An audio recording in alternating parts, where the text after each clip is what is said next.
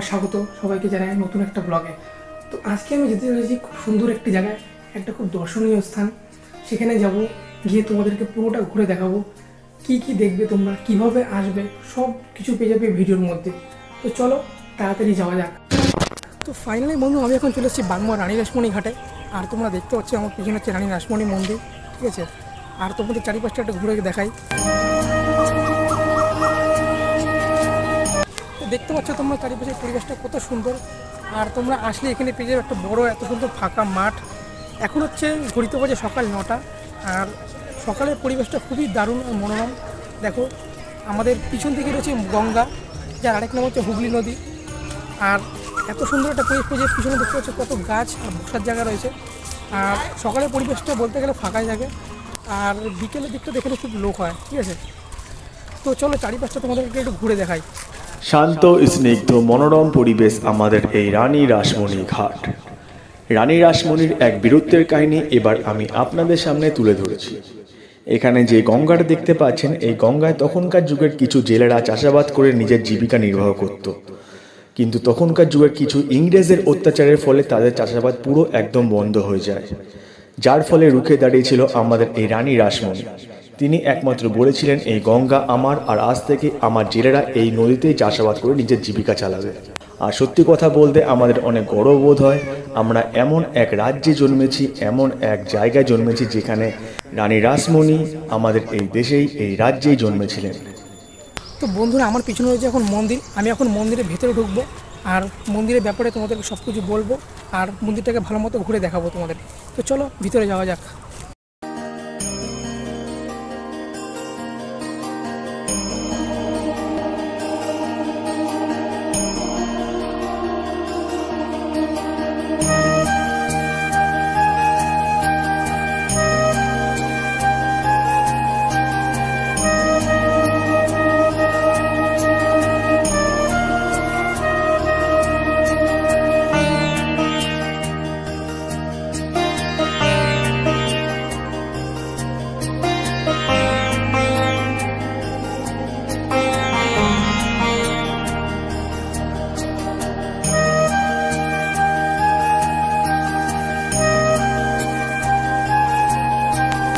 বন্ধুরা, আশা করি সিনেমাটিক শটগুলো তোমাদের খুব ভালো লেগেছে। ভালো লাগলে লাইক একটা অবশ্যই করো।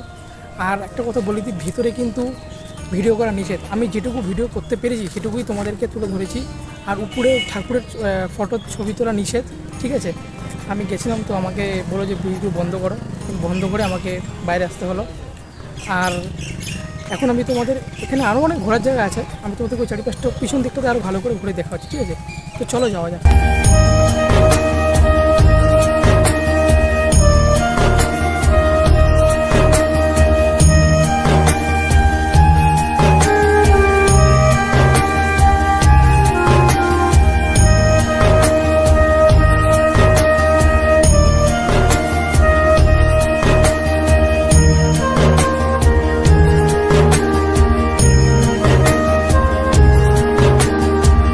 বন্ধুরা, আমি এখন এসেছি রানী রাসমণি ঘাটের পেছন দিকটাতে। অ্যাকচুয়ালি এটাকে পেছন দিকেও বলা যেতে পারে না, সামনের দিকেও বলা যেতে পারে। তো মানে ঢুকতেই তোমরা এই জায়গাটাকে পেয়ে যাবে।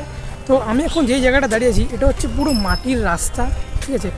আর দুদিক দিয়ে সুন্দর সুন্দর গাছ, অনেকটা তোমাকে পুরো গ্রামের পরিবেশ ফিলিং দেবে। একবার দেখে না, তোমাদেরকে দেখাচ্ছি পিছনটা, দেখো। আর তার সাথে পেয়ে যাবে তোমরা হচ্ছে আমাদের এই গঙ্গা নদী। দেখতে পাচ্ছ কত নৌকা নিয়ে নদীতে মাছ ধরছে।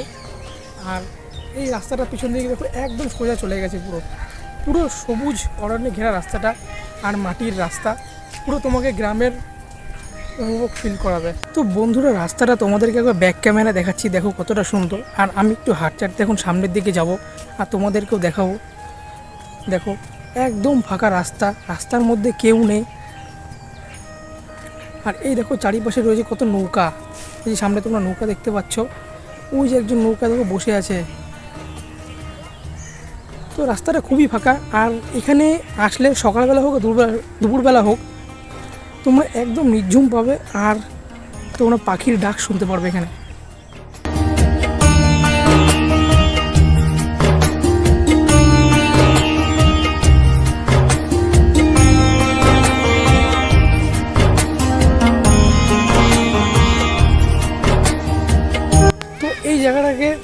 রানী রাসমণি ঘাট বলা হয়ে থাকে।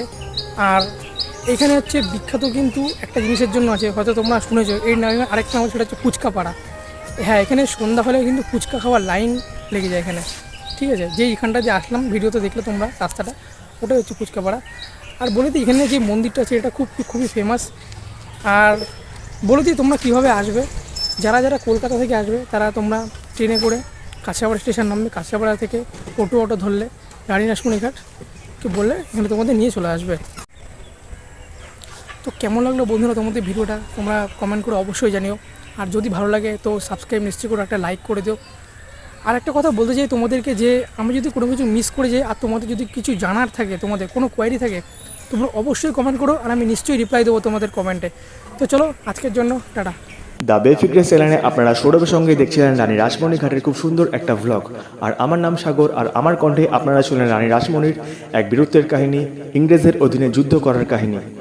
আর দ্য বেফিক্রেস চ্যানেল এটাই চায় আপনারা এই চ্যানেলটিকে সাবস্ক্রাইব করুন, কারণ আপনাদের বিনোদন দেওয়াই আমাদের প্রধান কাজ। আপনারা ভালো থাকুন, আপনাদের ফ্যামিলিকে ভালো রাখুন। আর এই চ্যানেলের ভিডিও ভালো লাগলে আপনারা লাইক, শেয়ার, কমেন্ট, সাবস্ক্রাইব অবশ্যই করুন। দেখা হচ্ছে পরের ভিডিওতে, ততক্ষণে সবাই খুব ভালো থাকবেন।